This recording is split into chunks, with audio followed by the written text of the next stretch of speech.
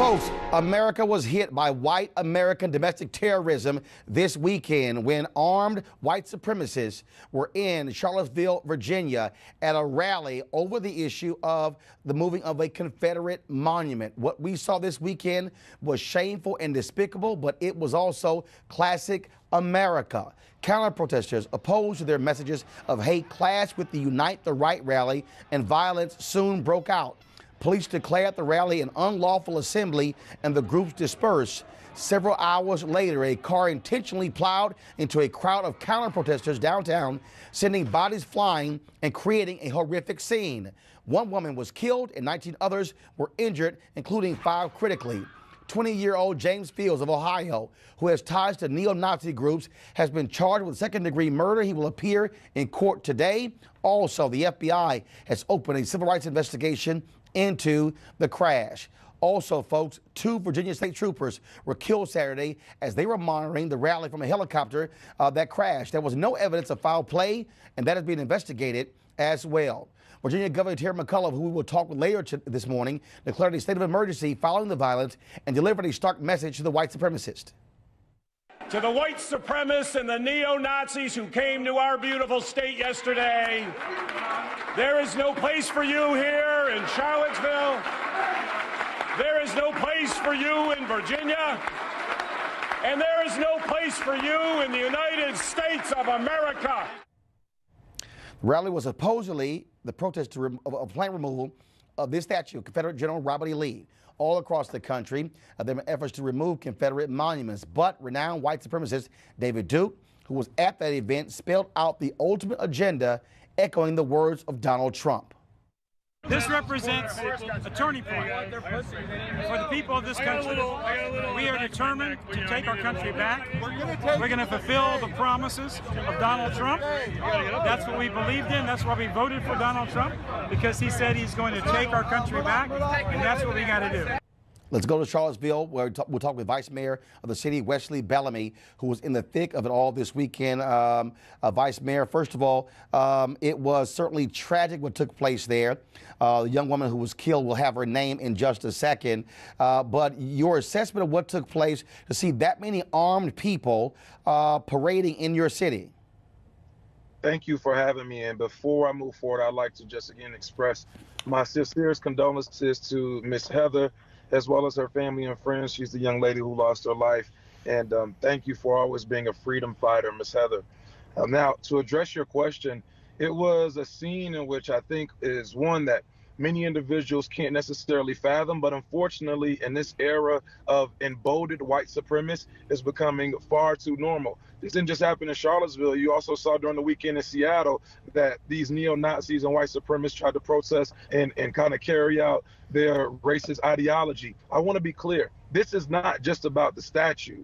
This is about a white supremacist group feeling as if they are now empowered and that they can come to our community and try to intimidate us. I'm the only African-American on our city council. They send very clear messages all the time about how they believe that they're going to take back what's theirs, and how that I'm a monkey and that we don't belong to be in these positions and so on and so forth. They know exactly what they're doing, and what they're doing is masking their hate behind the removal of the statue.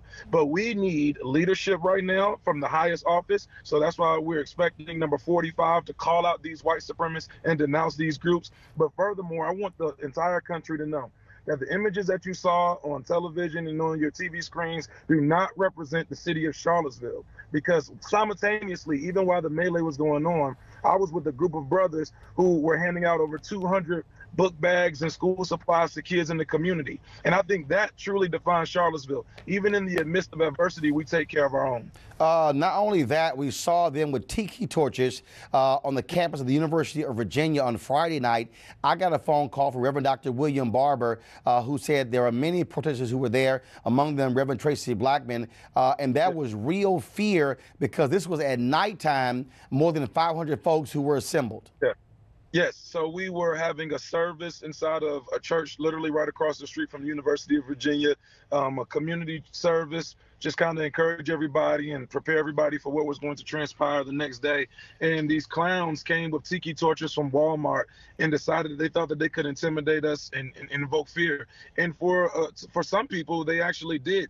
That for security and safety concerns, we didn't allow people to leave the church immediately. And then after everyone left, that's when you saw them with their tiki torches go over to the University of Virginia and light them up and try and send out their message. But again, this is just white supremacist tactics, and we're not going to stand for it. I can tell you right now in Charlottesville, our community is stronger because of these clowns. What they thought was going to happen actually had the opposite effect. We are stronger because of this. We are more united because of this, and we will continue to move forward. But I also want people to know the work doesn't stop now. Like what happened on Saturday, we have to continue to push for economic equity within our community, affordable housing, mentoring and helping out our young people, educational equity. Those things have to continue, and that's what I believe we're going to do. Vice Chair, we certainly appreciate it, Wesley Bellamy. Thanks a lot. Thank you. Let's go via Skype to New York, folks, with Salem Pierce, a rabbinical student on the ground in Charlottesville. Take us inside of what took place. You were there. What did it feel like? First, thank you for having me. It was terrifying. I think that's important to acknowledge, and I think it was still right that I was there. But there were lots of different actors. There were the neo-Nazis, there were the anti-fascists, there was a private militia. Significantly, I did not see police, but there was yelling and chaos, and I was very frightened. There were a number of folks who were beaten by those white supremacists. In fact, we will have later one of those gentlemen. It was shameful what actually took place, how he was attacked there.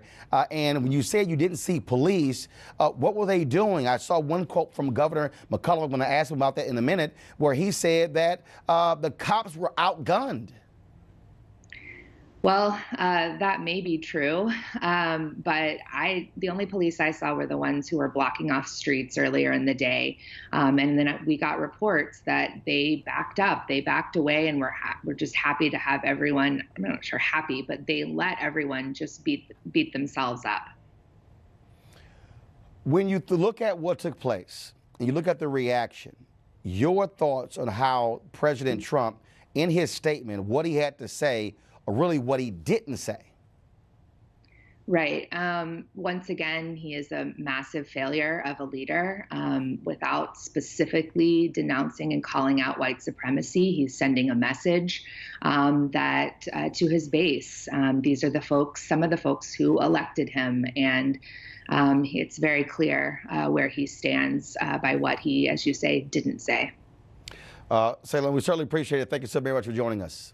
Thank you. Let's go to our panel. First and foremost, we have Eugene Craig with Maryland Republican Party, also with his own company as well, Long Victoria Burke, NBC Black writer and analyst, A. Scott Bolden, legal analyst, former chair of the D.C. Democratic Party, and also on the show, Reverend Jennifer Butler, founder and CEO of Faith in Public Life. Folks, we're going to play it for a second, how quiet Donald Trump was yesterday. He comes out, gives a nearly a 5-minute statement, touts the economy and most of it, and how America is doing better, doesn't say white supremacy, doesn't say neo-Nazi, says many sides, and not only that, yesterday barely said anything, and already this morning he sent out 2 tweets, no mention at all of what took place in Charlottesville. Well, he certainly wants to ignore it. But let me say this. I was shocked, without a doubt. I grew up in a home with civil rights activists in Illinois. And what I did yesterday, Roland, was I looked at I Am Not Your Negro, the video. And then I looked at Donald Trump's rallies. The documentary on James Baldwin. James Baldwin, absolutely. Looked at Donald Trump's rallies where African Americans, men and women, were punched and thrown out. And then I looked at the videos for what happened in Charlottesville. And I got to tell you, one, there was no difference whatsoever. And Donald Trump's lack of leadership on this issue, his support or appearance of support to tacitly do a moral equivalent of those who would stand against racism and those who would promote racism and white supremacy, creates this moral equivalency that no one believes but him and his supporters. Yeah, it's a little worse than that, unfortunately. We have a president, we have an American president in the modern era, 153 years after the Civil War, who cannot clear-throatedly denounce a neo-Nazi killing somebody in public in an American And street. call it domestic That's what we have. terrorism. That's what we have right now in this country, and Right. we Right. cannot Right. escape that. There's we cannot escape that. There's a reason I am. Hold 1 second. 1 second. There's a reason I am calling this white American domestic terrorism. Exactly. Absolutely. Because we have seen people in this country condemn Muslims whenever there was attack. What took place in San Bernardino, what took place in Fort Hood, and folks are real quick to do that, but they don't want to call these actions. We saw the white man in New York who killed African Americans and get stabbed with a sword. No one wanted to call that domestic terrorism. We saw what took place at the mosque in Minnesota, where Donald Trump has said nothing. No one wanted to call that white American domestic terrorism. There's a reason why you use that language, Eugene. And we had the murder of Richard Collins. He didn't say anything. He didn't say anything about the stabbing in Washington. He didn't say anything. This guy came to prominence. We know how he came to prominence on a racist ruse about the president's birthplace. We know that his father was arrested at a Ku Klux Klan rally in 1927. At some point, these civil rights groups have got to get on a war footing. They have got to stop waiting for this president to change. He's not going to change. He is who he is. There's a reason why he will not articulate anything against these groups, and the reason is clear.